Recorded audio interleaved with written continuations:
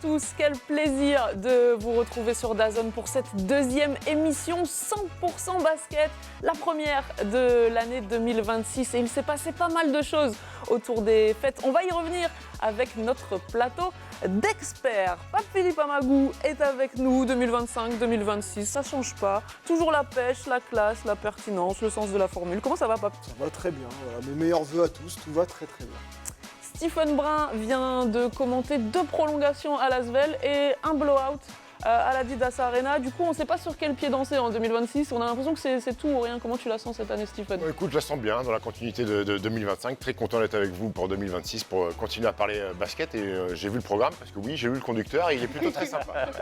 On va se régaler. On va se régaler avec le 3e membre de notre Big Three, le binôme de Pape sur le multiplex. Par contre, bon, il préfère commenter 18 matchs par week-end plutôt que de défier Stephen lors du quiz. Mais bon, c'est Max Leliard. Des bonnes résolutions, Max, pour 2026? Eh bah ouais, on en parlait avec Pape la dernière fois lors du dernier multiplex, le sport, voilà.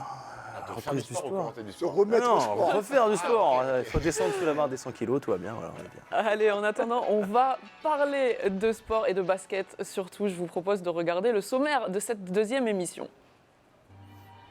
On ne va plus revoir ses passes dans le dos ni ses éclairs de génie sur les parquets français. Et franchement, ça va nous manquer. Nando De Colo est parti. Explications et conséquences pour l'Asvel. Bourg-en-Bresse en Eurocup, Chalon, Le Mans et Cholet en BCL. Nos clubs français en Coupe d'Europe nous régalent et font le show à l'image du Manceau de Trevor Hodgins. Yvan Février réalise une magnifique saison, mais ça ne suffit pas pour l'instant pour sortir le portel du gouffre. Saint-Quentin est également en grand danger, comme Gravelines Dunkerque. On va faire le point sur la course au maintien. Et on commence avec cette nouvelle qui a provoqué un séisme dans le basket français. C'est le départ de Nando De Colo au Fenerbahçe Istanbul.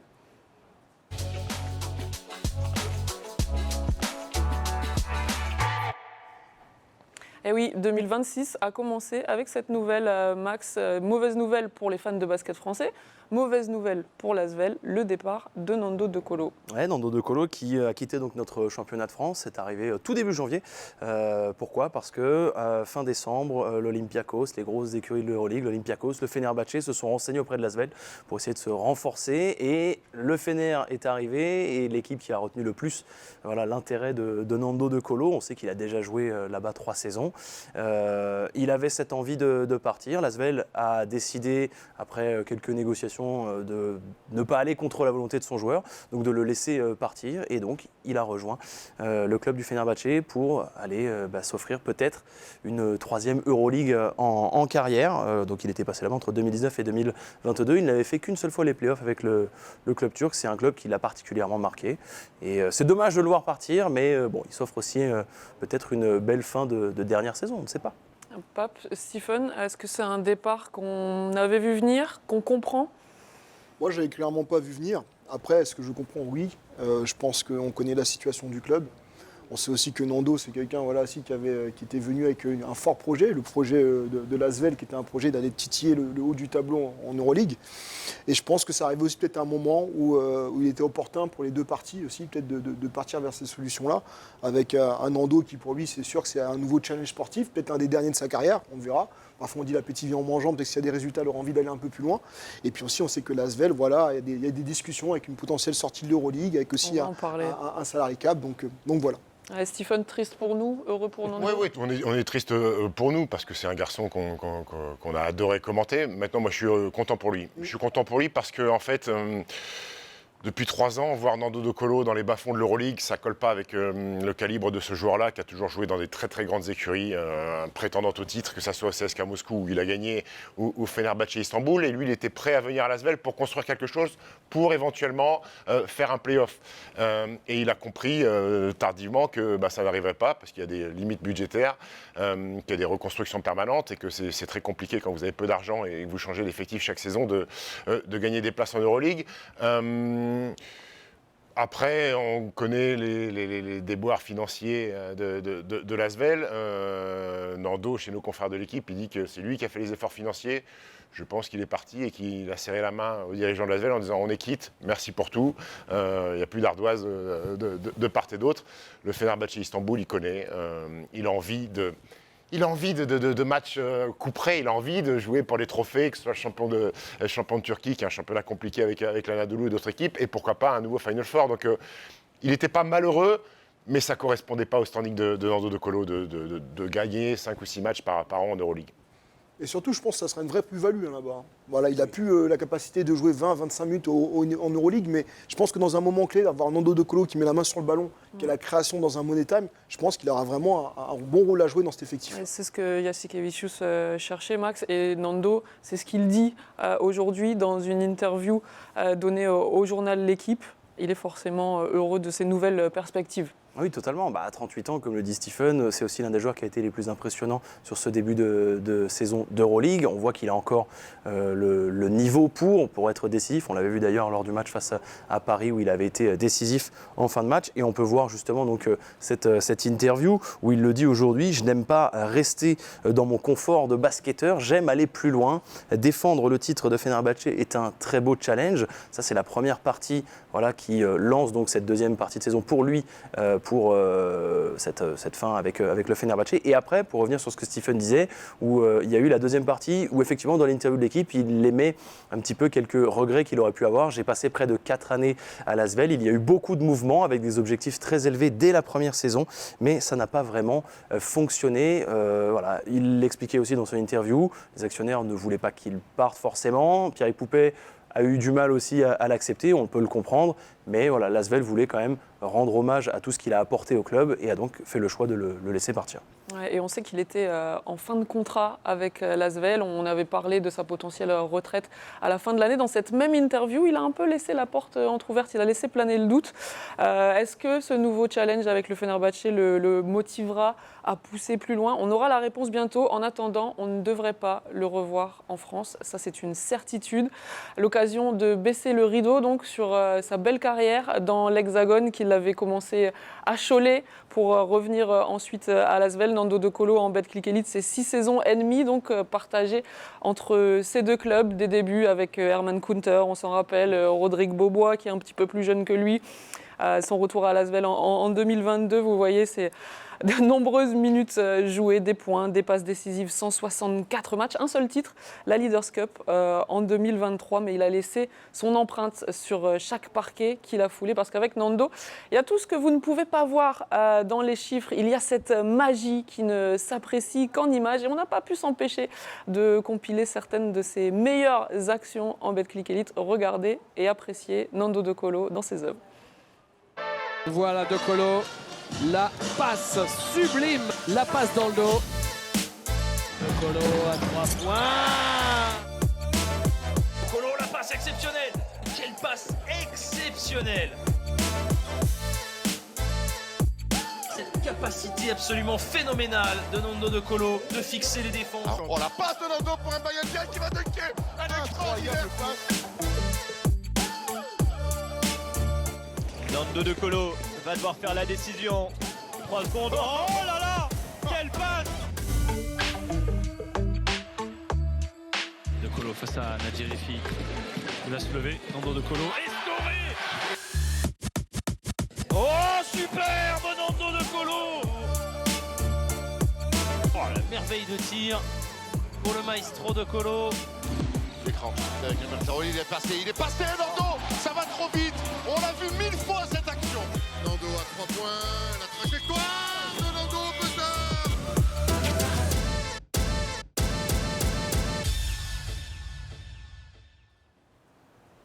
Quand vous voyez ça, ça vous évoque quoi, Stephen, toi qui as partagé quelques matchs avec lui en équipe de France? Ça évoque des bons souvenirs, mais c'est pas fini. On a l'impression qu'on parle d'un mec qu'on verra plus. Oui, c'est vrai, mais on le verra plus en France. Oui, mais il va continuer à nous régaler, puisqu'on va suivre un peu plus le championnat turc. Et on reverra encore. D'ailleurs, il a lâché une passe pour son premier match de championnat exceptionnel. Ouais. Sauf que le mec n'a pas marqué à 3 points.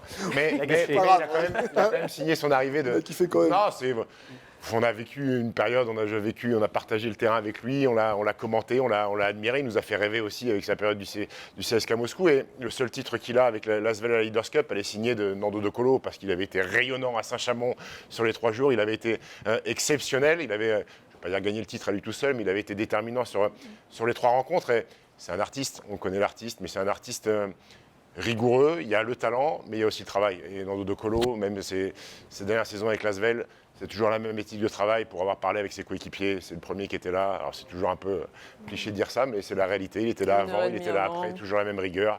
Parfois très très très rigoureux pour le staff villeurbanais. Mais ça fait aussi sa longévité. C'est pour ça aujourd'hui qu'il joue au Fener, un des plus grands clubs d'Europe. Ouais, Pape, jamais coéquipier avec Nando. Toujours adversaire. Ouais. Ouais. C'était pas cadeau ça. Non, et puis moi, ce qui m'a plu, c'est que je me rappelle de lui, de l'avoir même vu jouer dans l'équipe avant qu'il soit pro, avec le centre de formation. Et c'est vrai que c'est quelqu'un qui a toujours eu cette qualité-là. Moi, je pense que c'est quelqu'un qui est un créateur et il mêle très bien talent et travail. C'est ça qui est fort avec lui, c'est qu'il est aussi talentueux que travailleur, aussi discipliné et presque à la limite parfois même du tic avec lui et du toc. Mais c'est ça aussi qui fait son génie, parce qu'il est vraiment à part et c'est quelqu'un qui crée des choses qu'on n'avait jamais vues sur le terrain et continuera à le faire parce que moi j'attends de voir si c'est vraiment la fin pour lui parce qu'il a le droit de choisir, vu la carrière qu'il a fait, il a le droit de choisir sa sortie comme n'importe quel grand artiste qu'il est. Et puis c'est un mec qui est émotionnellement stable. Ouais. C'est jamais trop haut, c'est jamais trop bas. Il a mis des tirs de l'espace pour climatiser des salles dans des grands rendez-vous d'Euroleague. Et Le petit point serré, Ouais. c'est suffisant. On ne fait pas trop. Assassin silencieux dans De Colo. En parlant d'assassins silencieux, on va aussi profiter de ce Super Basket pour rendre hommage à Fabien Causeur, qui lui a annoncé sa retraite, qu'on ne reverra plus. Une autre légende de la génération 87. Bref, chapeau Fabien pour ta carrière. Mais bon, revenons à notre BetClick, à l'Asvel, qui va devoir terminer sa saison sans son maestro. Et l'après est déjà compliqué. 2 défaites en Euroleague, une défaite face à Paris, à la maison en BetClick Elite, au terme d'un scénario, Max, complètement fou. Oui, c'était un super match pour le coup à suivre. Il y aura quand même quelques regrets pour cette équipe de Lyon-Villeurbanne parce qu'on va revenir là-dessus et on va le voir dans le résumé. On a compté quand même une belle avance, mais on va nous plonger directement dans le 4e quart-temps. Parce que c'est un match où il y a eu 2 prolongations. Stephen, tu es bien placé pour le savoir, mais il y a eu donc un énorme poster, notamment de Mbaye Ndiaye, qui aura fait pas mal plaisir à Erwan et à Stephen. Toujours. Puis ensuite, on va aller dans les 2 dernières minutes avec Paris qui va passer devant sur ce gros panier à 3 points signé Justin Robinson. 81 partout, donc il reste 2 secondes 2 à jouer et il y aura ce loupé sur ce tir extrêmement compliqué de Shaquille Harrison. Nadir Rifi, lui, va démarrer avec cette prolongation, un énorme panier à 3 points avec la planche. Puis on va retrouver Amat Mbaye pour Mohamed Faye. Et à ce moment-là, ça va faire +5 pour Paris, jusqu'à ce que, dans la foulée, Glyn Watson Jr., lui, envoie tout le monde en 2e prolongation avec cet énorme panier à 3 points. Il a envie de jouer, Thomas, il est passé, il va décaler, Glyn Watson Jr., c'est parfaitement joué. Magnifique. On va ensuite retrouver Bastien Vautier avec la faute pour revenir à 1 point. Mais derrière, Jared Roden va terminer le match sur ce gros pull-up à 2 points par-dessus Bastien Vautier. La petite célébration, le petit au revoir. Bye bye. Exactement. Donc Paris s'impose après 2 prolongations, 98-93, et surtout après avoir été mené de 20 points dans cette partie.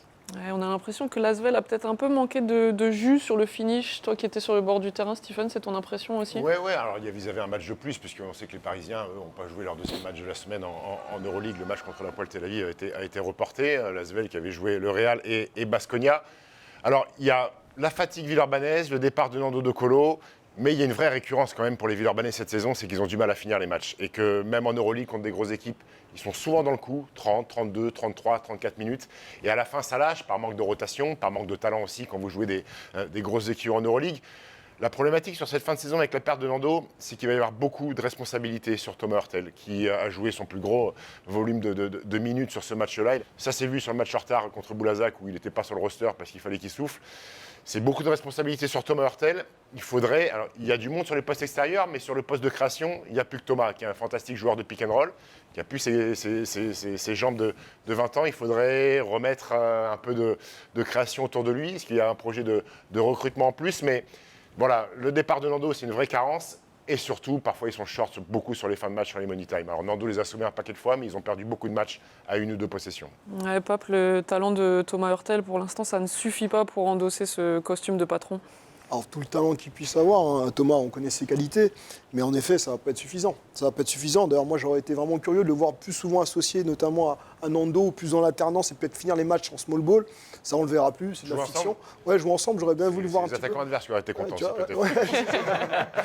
Oui, de l'autre côté du terrain, c'était un peu plus compliqué. Ça a été compliqué, mais parfois, sur des fins de match comme ça, j'aurais bien voulu voir ce que ça aurait pu aussi donner d'être un peu plus associé. Et je pense qu'aussi, il aurait bien aimé. Après, ça, on le verra plus, ça, c'est sûr. Mais après, ça demandera donc à Glyn Watson de monter aussi dans la création, d'être encore plus capable de scorer comme il le fait, mais aussi d'impliquer ses coéquipiers. Et puis il faudra laisser aussi de la place pour le développement d'Adam Atamna, mais après il ne faut pas trop lui en demander, c'est une des pépites du championnat. Qui était très bon contre Boulazac quand Thomas n'a pas joué, il a été très bon contre Boulazac. Il est très bon, mais après ça met un peu plus de pression et on est très curieux de voir le recrutement qui arrivera sur ces postes arrière. Tu parlais de la BCL en début d'émission, Pape. On sait que l'Asvel et son président, Tony Parker, est très intéressé par le projet NBA Europe. Est-ce que le départ de Nando De Colo, c'est aussi avouer que c'est une année de transition pour eux ? Je ne sais pas, parce que Nando, il n'était pas forcément concerné parce qu'il arrive l'année prochaine et que si l'Asvel quitte l'Euroleague, Nando était peut-être plus, tu l'as dit, il était en fin de contrat, donc peut-être qu'il n'aurait pas participé à cette nouvelle compétition. Maintenant, j'ai l'impression qu'il y a un vrai brouillard, un vrai flou sur ce qu'a envie de faire l'Asvel, mais sur le basket européen global, c'est un bon bordel. On parlait que le Barça allait rejoindre la NBA Europe. Ils viennent de prolonger pour 10 ans leur bail avec l'Euroleague. Le Fener était aussi annoncé en NBA Europe. On me dit qu'il devrait continuer avec l'Euroleague. Il y a très peu de projections, on ne sait pas ce qui va se passer. Donc les Villeurbanais regardent, la BCL, c'est l'étape obligatoire peut-être pour aller en NBA Europe, mais peut-être que vu que le projet ne se concrétise pas, ils veulent quand même se dire finalement peut-être que l'Euroleague.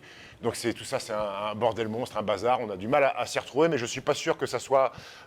ça a impacté la décision finale de Nando, qui n'était sûrement pas concerné par l'année prochaine avec les Villeurbanais. On ne sait pas donc quelle Coupe d'Europe l'Asvel jouera la saison prochaine, peut-être l'Euroleague, peut-être la BCL. En tout cas, la BCL, cette saison, c'est une compétition dans laquelle les clubs français performent plutôt bien. Et c'est le deuxième thème de notre émission.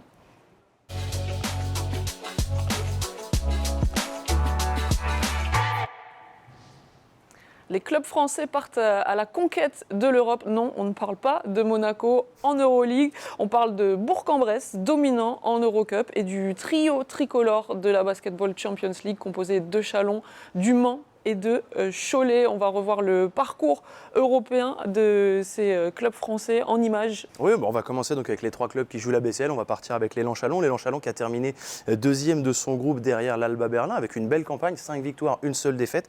Ils joueront le top 16. Pourquoi ? Parce que derrière, ils ont collé 2-0 en play-in au Prometheas Vikos Kola. Donc c'est plutôt pas mal pour les coéquipiers de Jérémy Hill. Maintenant, il faudra voir dans quelles conditions ils vont pouvoir aborder ce top 16. Il y a l'équipe du Mans, on en avait déjà parlé avec Pape, donc qui, elle, a connu une phase de groupe un peu plus compliquée. 3e du groupe derrière Grande Canaria et le Spartak Subotica. 2 victoires, 4 défaites. Mais on a assuré, là aussi, pour le play-in, avec 2 victoires face à Mersin. Il y aura donc le top 16 pour les hommes de Guillaume Vizade. Tu parlais aussi, Chloé, donc, de cette équipe de Bourg-en-Bresse. Juste un petit mot dessus. Premier du groupe B. 11 victoires, 2 défaites. Ils sont déjà qualifiés pour le tour suivant et ils sont à minima assurés de jouer les 8e de finale. Ils peuvent aller directement chercher la qualification en quart, mais ils joueront quoi qu'il arrive la suite de cette Eurocup.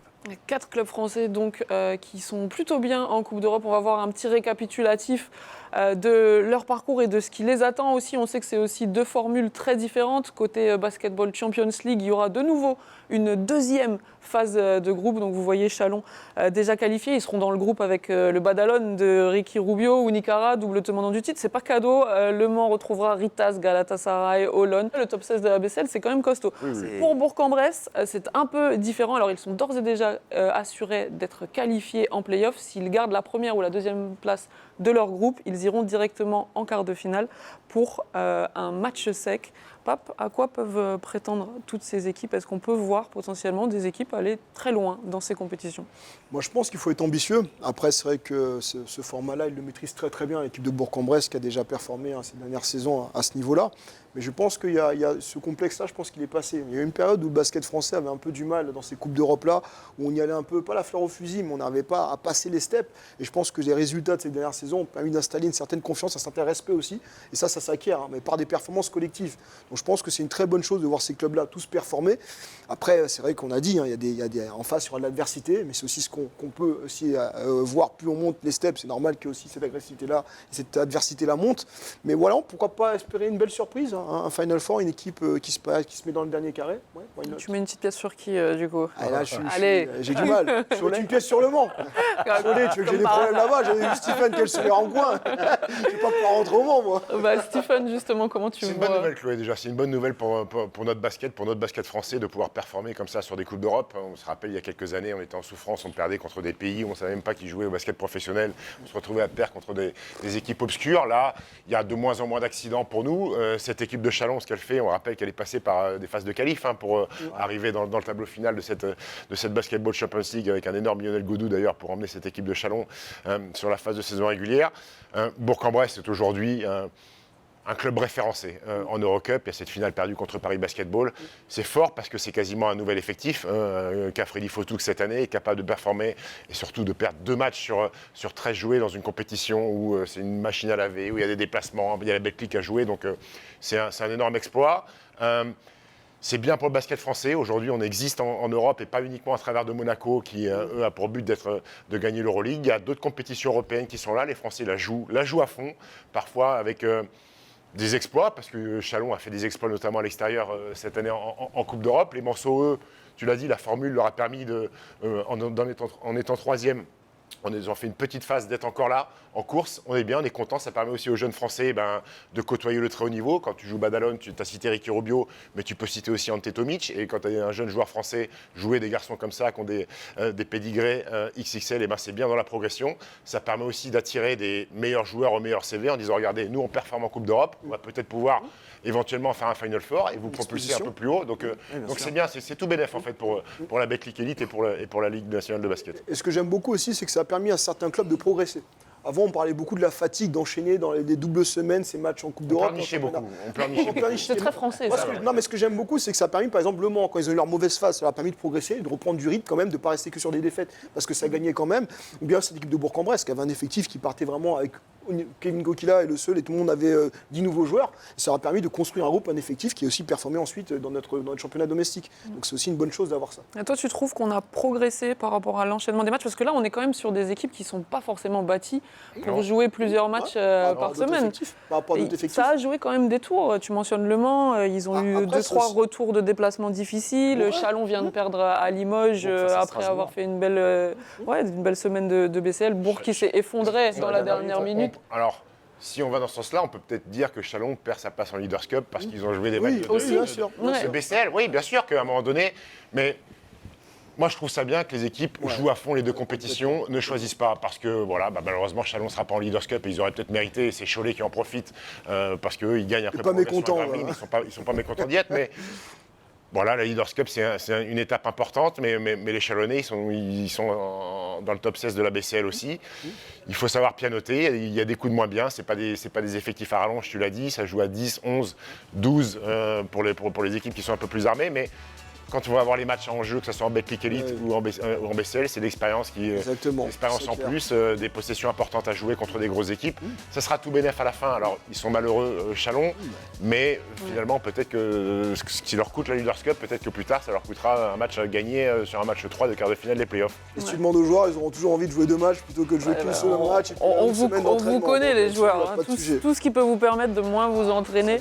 En tout cas, vous voyez ce classement actuel de la Betclic Elite avec les équipes européennes surlignées. Chalon, donc, qui a donc perdu sa place dans le top 8 et son ticket pour la Leaders Cup, qui fait un petit peu les frais de ce beau parcours en BCL. Nanterre et Strasbourg aussi, à l'inverse, qui réalisent une bonne saison.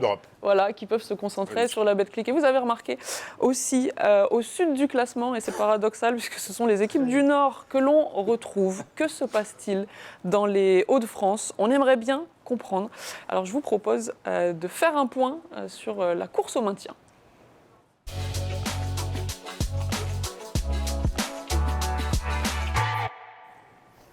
On pourrait également parler de Boulazac, on pourrait également parler de Limoges qui vit encore une saison compliquée, mais on va se concentrer sur le très mauvais début de saison des équipes des Hauts-de-France. Et vous savez que ça me fait particulièrement mal au cœur parce qu'il y a une ferveur incroyable dans ces 3 clubs, Le Portel, Gravelines-Dunkerque, Saint-Quentin. Quel est le problème, Max ? Alors, on va en parler, et je sais que Stéphane va vouloir parler d'un club, pas d'un autre, mais donc Saint-Quentin, 14e, 3 victoires, 12 défaites. Le problème de Saint-Quentin aujourd'hui, c'est qu'on n'a pas de stabilité autour de l'effectif. On a changé 3 fois d'entraîneur. On sait qu'on a eu l'après Julien Mahé, Philippe Da Silva qui lui avait quitté Nanterre, avec déjà l'après Pascal Donadieu est arrivé là-bas, Il n'a pas tenu la pression, etc. Il a laissé la place. Est arrivé Eric Barteceki qui lui a tenu 5 semaines. Et là, on retrouve donc Pedro Nuno Montero qui a quand même réussi pour sa première à signer une victoire. C'était lors du dernier multiplex. Mais voilà, il va falloir retrouver de la stabilité. On a perdu des joueurs. Jordan Caroline est parti. Voilà, c'est compliqué pour cette équipe de Saint-Quentin. Gravelines Dunkerque, c'est autre chose. Le début de saison a été très difficile. On a été privé de Chris Babb. Tadjon Hadji a joué blessé, est parti. Edon Maxouni est sur courant alternatif. Ils sont 15e. Vafessa Fofana est out pour le reste de la saison. Donc c'est terrible, c'est le pire ratio défensif, en plus d'être la 14e attaque du championnat. C'est 3 victoires, 12 défaites. Très compliqué aussi pour ces équipes. Même si on voit quand même que ça peut accrocher des équipes sur les fins de match, ça reste compliqué. Il manque ce leader qui est capable d'aller faire la différence. Et puis alors le Portel, c'est vraiment la catastrophe absolue. Vraiment, ça fait même mal au cœur avec Pape. On en voit beaucoup dans les différents multiplex qu'on a pu commenter. Et c'est assez paradoxal parce qu'on les voit accrocher certaines équipes pendant 3 quarts temps. Et puis le dernier quart temps, voilà, c'est le blackout total. Ils sont 16e, 0 victoire. Alors ils en avaient gagné une. On en a retiré une pour des soucis administratifs qui ont eu lieu lors du précédent été. 14 défaites. Plus mauvaise défense du championnat, pire ratio offensif. Est-ce qu'on se dirige vers une équipe qui va être Fanny toute la saison? Je ne sais pas, mais apparemment, là, c'est extrêmement compliqué. Et il y a Laouk Konaté qui le disait, voilà, là, dans le vestiaire, c'est très dur et le maintien est quasi... déjà, c'est la première question, je pense, avant de comprendre s'ils vont finir Fanny ou pas. Est-ce qu'on enterre déjà cette équipe du Portel dans cette course au maintien? Malheureusement, tant qu'il y a l'espoir comptable, il faut toujours y croire. Mais c'est vrai que moi, j'ai beaucoup de mal à les voir se maintenir. Je pense que ça devient mission impossible. C'est dommage parce que c'est un club qui est attachant, c'est un club qui est historique, qui a fait des belles choses avec un public qui suit avec une vraie ferveur. Un coach que moi j'apprécie, qui a toujours fait des choses très cohérentes. On se rappelle de sa saison passée avec Aix-Maurienne, un coach qui a toujours un projet de jeu ambitieux. Malheureusement, l'effectif tient toujours 3 quarts temps, 2 quarts temps et demi. Et il y a toujours ces 10 dernières minutes qui leur sont toujours fatales. Donc si je dois faire un pronostic, je ne vais pas sortir ma boule de cristal, mais c'est vrai que c'est quand même compliqué. Mais je ne vois pas malheureusement pouvoir se maintenir dans cette Betclic Elite qui est très compétitive. Et je vois malheureusement cette année, le Portel, je pense qu'ils vont passer à la trappe. Tu sais, à un moment donné, quand tu fais miracle sur miracle, parce que toutes ces années où ils se sont maintenus avec Éric Girard, c'était à mon sens parfois miraculeux. Il y a ce chaudron qui les a portés, qui leur a fait gagner des matchs pour permettre de se maintenir. L'année dernière, ils sont barragistes et ils perdent un match à Laza contre l'équipe de Pro B. Ils gagnent chez eux parce que le chaudron est un 6e homme, et là, c'est pas un titre usurpé. La problématique de cette équipe-là, moi, j'y crois pas. Je pense que c'est terminé pour eux et qu'il faut déjà commencer à travailler le projet sur l'élite 2. C'est que quand vous avez peu d'argent et qu'il est mal dépensé parce qu'il y a des contrats qui ont été signés de longue durée et que les gens qui gagnent le plus d'argent dans cette équipe-là ne sont pas forcément les joueurs les plus impactants. Là où Konaté est un gros salaire, mais c'est pas dans un petit budget comme ça, il faut que les mecs qui prennent de l'oseille soient des garçons qui soient impactant et capable de vous faire gagner des matchs. Quand tu dis impactant, c'est aussi offensivement être capable d'amener des points, parce que là où c'est un super joueur, mais c'est pas son profil. Exactement. Là où Konaté, à Monaco, moi ça me dérange pas qu'il prenne le salaire au Portel, ça me dérange un petit peu plus par rapport à ce qu'il produit et ce qu'il amène à cette équipe-là. Et puis quand vous êtes un petit club avec un petit budget, c'est toujours très compliqué de vouloir gagner des matchs en mettant 85 ou 90 points parce que vous n'avez pas les joueurs de talent capables de le faire. Et c'est la même chose pour le BCM Gravelines Dunkerque. Les deux équipes ont le même problème, c'est qu'ils prennent beaucoup de points parce qu'ils ont envie de jouer. Pas de jeu. Mais tu ne peux pas. Pour exister, il faut avoir une équipe ultra défensive et qu'ils n'ont pas sur le papier. Donc moi je pense que pour le Portel c'est d'ores et déjà terminé. Après quid de Saint-Quentin ou du BCM Gravelines Dunkerque pour jouer le barrage, on va en discuter. On va en discuter, mais d'abord on voulait revenir sur cet hommage qu'a reçu le Portel dans cette saison difficile. Un hommage un peu improbable qui vient de NBA et qui vient de Victor Wembanyama, qui visiblement a été marqué par la rencontre qu'il avait disputée à l'époque où il était avec le Valois sur le parquet du Chaudron. Écoutez-le. Yeah, I gotta say, like, there's some teams in Europe that like rely almost entirely on the crowd. Like I'm thinking just top of my head, you know, there's a team called Le Portel in France. They got some of the best fans in the league, and every season it feels like they're at the bottom of the league, and like they barely manage to like stay in the top league because they got so much energy. They don't got the best team, but just their culture, their momentum, it's crazy. So it's a team that would not be what it is without its fans.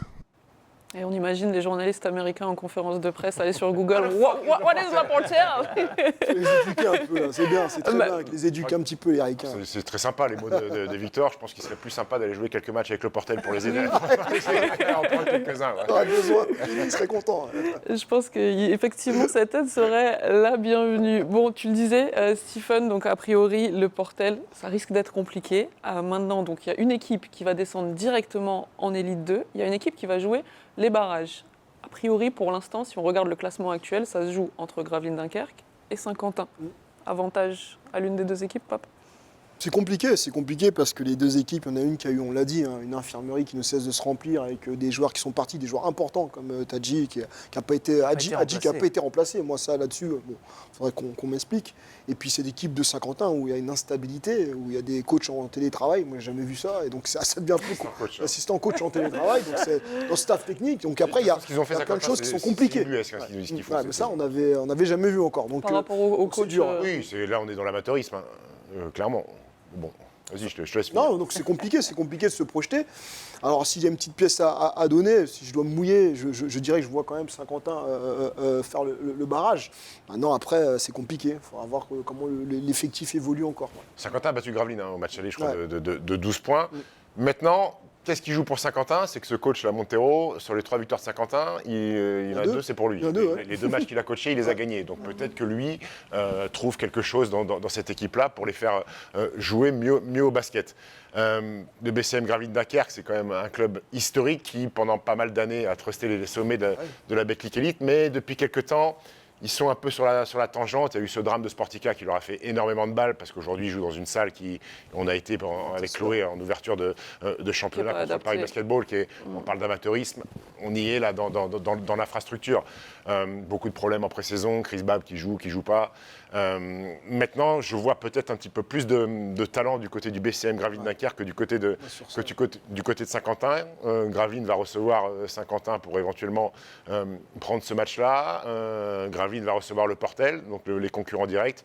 Et il y a du mieux ces derniers temps aussi. Oui, il y a du mieux. Ils ont quand même failli l'emporter contre Cholet. Plus de marge de manœuvre. Entre failli battre Cholet et perdre comme ils ont perdu, je pense que ça fait plus mal que du bien, en fait, parce qu'ils se sont vus gagner le match. Je pense qu'il y a des gens qui ont du mal dormir, pas parce qu'ils n'ont pas été bons, mais parce que le match, ils se voyaient déjà l'emporter. Donc elle fait mal. Après, les coachs, Jean-Christophe Prat va sûrement rappeler toute la semaine que tout le positif qu'il y a eu sur ce match-là, mais il a fallu prendre un ou deux Doliprane quand même avant de dormir après ce tir de TJ Campbell à 0 degré. Voilà, c'est un monument en péril, le BCM Gravelines Dunkerque, parce que c'est un club historique de notre championnat à voir. On n'a pas évoqué le Limoges CSP qui a 2 victoires d'avance. On n'est pas là pour dire qu'ils font une bonne ou une mauvaise saison. Ils font une mauvaise saison, mais pour moi, ils sont à l'abri de jouer ces barrages-là parce qu'à Beaublanc, ils vont gagner quelques matchs à Beaublanc. Idem pour Boulazac aussi. Je trouve qu'il y a un peu plus de qualité. Oui, Boulazac est solide pour un premier. Boulazac, Limoges, je pense qu'il y a une cohérence. Oui, voilà. Donc ça va jouer entre ces deux-là pour le barrage. Si on parle de barrage d'accession, c'est plus pour l'équipe d'élite 2, là c'est pour un barrage pour ne pas descendre. Donc a priori, au moins une de ces 3 équipes descendra en élite 2 la saison prochaine, peut-être 2, vous l'aurez compris. En attendant, dans l'antichambre, on se prépare à monter et il s'est passé quelque chose d'assez incroyable lors du choc entre les 2 leaders de la division, c'était ce week-end et c'est notre image du jour, Max. Oui, c'était le choc entre Blois et Orléans, ça se passait à Comet. C'est tout simplement un record d'affluence qu'on a pu voir, Pape va revenir là-dessus, mais il y a eu, cette salle est tout simplement magnifique et vous le voyez sur l'écran géant, 10 150 personnes qui se sont déplacées pour ce choc, donc d'élite 2 entre Blois et Orléans. Alors, on aurait probablement du côté d'Orléans aimé avoir un autre finish, mais non, c'est quelque chose d'exceptionnel. Ça montre aussi qu'on a de très belles infrastructures en France qui sont en train de monter. Et pour le coup, Stephen parlait de salles pas adaptées. Orléans a une salle qui est adaptée, il y a un vrai projet. Si ça arrive... Juste que sportif, quoi.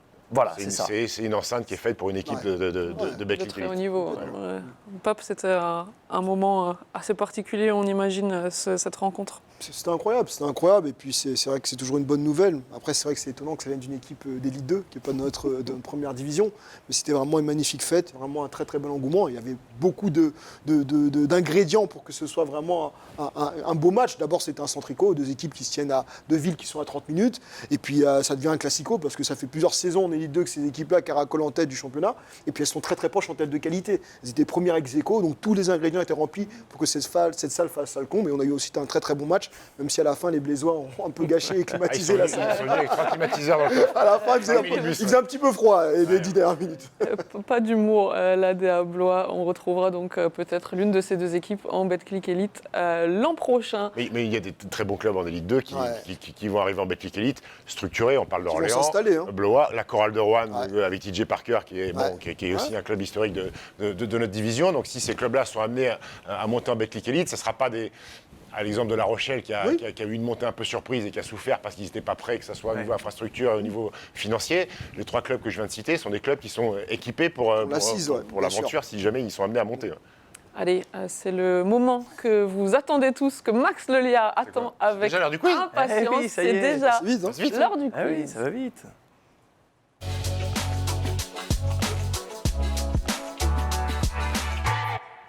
Eh oui, ça va vite quand on parle basket. Et là, on va parler club français en Coupe d'Europe. C'est le thème de notre quiz du jour. Il y a une dizaine de questions. Pour l'instant, c'est Stephen qui a remporté notre... On a fait qu'un. C'est déjà beau de l'avoir Pas gagné. modeste. Qui est en tête du classement, vous le voyez ici sur votre écran. On va voir si vous pouvez égaliser Pape, Max. Yes. Je Bien compte sûr. sur vous. Allez, une petite dizaine de questions. Donc on répète le Rapidité. thème. Voilà, vous donnez la réponse le plus vite possible. Club français donc en Coupe d'Europe et on commence avec une question assez facile. Je vais vous demander de me citer les clubs français masculins qui ont déjà remporté un trophée européen. 1 point par bonne réponse. On peut... Paris. Limoges ici, Pau, Paris, Paris Monaco, là-bas. Nanterre. Monaco, Nanterre, ouais. Pau, Monaco, Nanterre. Il vous en manque une. Il en manque une. Paris Basket, ça a été dit par Max. Ouais. Chalon- non. Strasbourg. Non, Il en manque une. Nanterre, Pau. Paris, Monaco, Pau, Limoges. Et il en manque une. Et il en manque une, c'est Nancy. Voilà. Ah, le et sud, en ouais. plus, tu y as joué, Stephen. Donc Ah, tu moi n'avais aussi, aucune les deux. excuse. Le Eh Sud, oui. tu as gagné une Courage, ouais, bah oui. La Coupe En 2002, Courage ouais. en 2002, exactement. C'était déjà Sylvain Lautier à l'époque. Ouais. Belle histoire, cette Cyril Julien, épopée. Vincent Mazingue. Ouais, Il y Cyril a Julien deux qui équipes, rentrait ouais. dans les Diogo, 40 il y a dernières Diogo, secondes pour pouvoir soulever le trophée parce Il qu'il y avait était Diogo blessé. aussi, il non pouvait pas. Oui, ça, Diogo, bien sûr. la team, hein, ouais. Allez, deuxième question. Qui sont les 2 joueurs français à avoir remporté 2 Coupes d'Europe avec 2 clubs français différents? Un petit peu plus dur là. Ouais. Non, 2 Coupes d'Europe à avoir avec 2 clubs différents. Il y a 2 joueurs français qui ont remporté 2 Coupes d'Europe avec 2 Deux clubs clubs différents. différents. Ouais. Mathias Le Sort, Monaco et Nanterre. Bravo, ça fait 1. Et un manque. Et, Du coup, on a listé les clubs qui avaient remporté Oui. des titres, donc Bah, ça ça vous veut- donne je- aussi déjà une idée ça des détaille. possibilités. avec Nanterre. Non. Non. Nanterre et Monaco. C'est un... Pap, t'as cité quelqu'un qui pouvait être intéressant. Ah ouais, ouais. Richard Dacoury. Non, Monaco, non. quelqu'un qui pourrait être intéressant. C'est quelqu'un qui a joué à Nancy en 2002 et à Nanterre en 2015. Vraiment À Nancy en 2002 et Et à Nanterre en 2015. Tu vois, il te plaît notre quiz. Nancy en 2002. 13 ans après, il jouait encore. Ah oui, Joseph Gomis. absolument, bravo. Ah, j'avais cité Diogo, ouais. Ouais, tu l'avais cité, mais tu l'avais pas. Ah ouais, c'est vrai qu'il est... Waouh. Ouais, ouais. Oh la dé... Allez, 13 ans après. on reste sur Nanterre pour la 3e question. Lorsque la JSF remporte l'Euro Challenge en 2015, qui est élu MVP du Final Four? TJ Campbell. Et c'était la question piège, j'étais tombé dedans, Stephen. Michael Riley. Non, il s'est pété son Qui doigt. était avant Ouais, il était blessé, Michael Riley. TJ Campbell, Thomas Schuller. exactement. Chou. C'est TJ Campbell qui a mis le buzzer en finale pour offrir la victoire, mais c'est Jamal. Jamal Schuller qui a été MVP du Final Four. Après, Bien joué. faut dire si c'est que les clubs où Stephen a joué. Bah, on a Le problème, c'est que j'ai fait 24 Nanterre, clubs. Nanterre. T'as dit quoi? C'est quoi? C'était un mercenaire, il a changé tous les ans. Le mec, il et avait le- le contrat, il y allait ça. Ouais, on avait une question sur Nancy. Bon, Le Mans n'a pas gagné de Coupe Ah non, d'Europe. malheureusement, Alors. non. Allez, question BCL maintenant. Ah, BCL, c'est pour Max. BCL, Max. Il a joué 2 ans. Combien d'équipes françaises se sont hissées dans le dernier carré de la Basketball Champions League? 3. Bonne réponse. Est-ce que tu peux me les citer? Ouais, c'est pas ça qui était demandé. Hein. JD à Et Dijon. maintenant, La JD à Dijon. En Oui. BCL, en 2020, Oui. La JD à Dijon, la BCL. Chalon-sur-Saône, non? non. BCL, Basketball BCL. Champions League Final Four. Dijon. Il y a une équipe qui a joué au début de la BCL, qui est allée jusqu'en finale face à l'AEK Strasbourg. Athènes. Non, c'était pas Strasbourg. Strasbourg, ils font un Face à l'AEK Athènes. Ouais. Une équipe qui, depuis, évolue dans une autre compétition Bon. européenne. non. Monaco. En 2018. Monaco, bonne réponse, Max. Ah oui, exact. Ah, Ouais, putain. qui est allé perdre dans l'enfer Ouais, c'était fait d'Athènes, attraper là-bas, les, en plus. les supporters qui avaient envahi le terrain, etc. changé. Et donc il en manque une. C'était aussi pendant les années Covid, c'était lors du Final 8 de Nijni Novgorod en Russie en 2021.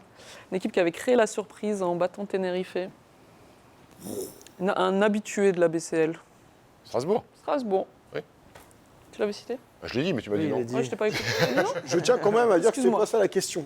Et donc le point, il est là. Normalement, la question, c'était combien Le de point, il est clubs pour Pape. C'était Le point, 3. le point, il est pour Pape. C'est bien, William c'est bien. me confirme dans l'oreillette Merci. que le Oui, point. alors attention, parce que William avait dit que Pape avait gagné le premier quiz. C'est vrai. Vous avez- Attention, question actu. Quel joueur détient le record actuel du nombre de contres en carrière en BCL? Christian Thomas. Bien joué. Oh, Il l'a- ouais, bien sûr. Il l'a battu il y a quelques jours. Le Manceau, Teshon Thomas, également passé par la Poel Jérusalem, par Olon aussi, Dertona, même en Italie. Bref, un habitué de la BCL qui est en tête du classement de Ligue. Bravo. Pouvez-vous me citer, Non. encore une fois, un point par joueur, les 3 joueurs français qui ont remporté le titre de meilleur jeune de la BCL? On vérifie Non. Non, la BCL. BCL. De la BCL. Le titre de meilleur jeune de la BCL. Victor Mbayama. Non, il n'a jamais joué la BCL. Ok. Il est allé à Levallois pour pas jouer de Coupe d'Europe, rappelez-vous. Non, je sais pas avec Nanterre, que j'avais joué des Non. matchs, quelques matchs. Vous les connaissez tous, il n'y a aucun doute. Ouais, ça, je Il y a connais 2 Choletais dans l'histoire. Oh, bah. De Colo. Il y en a 2. Alors, il faut savoir qu'on reste sur un back-to-back sur le trophée de meilleur jeune. C'est-à-dire que l'an dernier, c'était un joueur français qui avait Nolan Traoré. Nolan Traoré, bien joué. Et l'année précédente également. Zachary Perrin. Non. Un Choletais, on a dit. Oui. Qui est en oui. NBA maintenant. Tidiane Salem. Tidiane Salin, bien joué. Et le dernier, plus ancien, 2021. Il était en BCL. Il est parti en Europe. Il est revenu cette année. Ce soir. Je tiens devant. Un ailier fort. Un Il ailier peut fort. jouer pivot Yohan également. Makoundou. Yohan Makoundou. Bravo. Donc en fait, là, c'est qui a gagné? Je comprends rien. Tout le monde en a dit une ou quoi? Je compte sur Non, William en régie Ah, pour dis compter donc, les toi. points. Dis donc. Max, C'est bon. comment tu fais? Moi j'ai dit Monaco, Allez, Paris. tout à autre l'heure. question où on va solliciter un petit peu votre mémoire. Qui sont les 3 joueurs champions en Eurocup avec Monaco en 2021, encore présents en Betclic Elite? Il y en a un, c'est évident. Abdoulaye Ndoye. Bien joué. Ouattara, Yacouba Ouattara, non? Ouattara n'était pas là à l'époque, Ouais, mais c'était bien tenté. Abdoulaye Ndoye, ok. Il y en a... Yohan Makoundou. Non, il n'était pas là. Armel Traoré. Non, Qui sont encore là. Il joue encore. qui joue encore en Betclic Elite. Mike James, non? Non, en 2021 en En Eurocup, 2021, il il était là. est... Ah, c'est pas l'Eurocup. non. Il était là, comment il s'appelle? Ah, Mathieu? il est là? Non, Non, t'as encore les ailes. non. C'est 3 Français. C'est 3 Français. 3 Français. Il y en Paul a un. Lacombe. Il y en a, et les 2 autres, ceux que vous n'avez pas cités, c'est pas Paul Lacombe. Les 2 autres jouent encore la BCL cette saison. Ils jouent encore la BCL. Un intérieur, passeur, Intérieur, passeur, Draymond Green. non. Dis des noms, Wilfried dis non. Wilfried Wilfried Diégueté. Non, sérieusement, en plus. Ah pardon, moi je Draymond suis... Green, Wilfried Diégueté. je suis concentrée, Stephen. Wilfried Diégueté. Et après, il y avait un jeune qui jouait pas beaucoup. On a dit Qui a Traoré, hein. un rôle défensif, non. Un rôle défensif. Dans qui une joue équipe là de BCL cette Cette saison. saison, Ouais. Donc il est Il mort. sortait de l'INSEP à l'époque. De Maïs Balou. Non. C'est Johan Choupas. Yann Choupas. Eh ouais, Voilà. je passe beaucoup à l'époque. Allez, question un petit peu plus facile pour terminer ce quiz. Qui est le seul joueur de l'effectif actuel de Bourg-en-Bresse à avoir participé à la finale Kevin de Coquilla. l'Eurocup en 2023? C'est Kevin Coquilla, bien joué Max. Enfin, tu retrouves Max. Autre Eh, eh. question MVP. Là, cette fois, on va remonter un petit peu dans le temps. Lorsque Limoges remporte la Coupe d'Europe des clubs champions en 1993, qui est élu MVP du Final Four? Oui. Non, Non, il y a un piège. Ah oui, forcément. oui. Nico Koch. Tony Kukoc. Ah, le MVP. Le Ah, j'ai pas- j'ai pas MVP quitté. avait Vert. été choisi Ah. dans l'équipe perdante. Ouais. C'était rare, ça. C'était une autre Allez. époque. Et on, Interception à Fred. c'est vrai.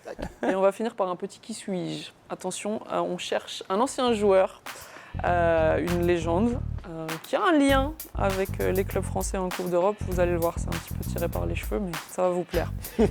Il est né en 1938 à Sombor, en ex-Yougoslavie. Monsieur D'accord. Korac. Bien joué, Qui ça Stephen. Monsieur Korac. Monsieur Korac. Oh, Radivoj Jučko Korac. Son record en match officiel, c'est 99 points quand même. c'est quoi le lien avec le club français Meilleur hein marqueur des Parce que JO. c'est la Coupe d'Europe que les clubs français ont le plus gagné. On écoute Courage, ouais.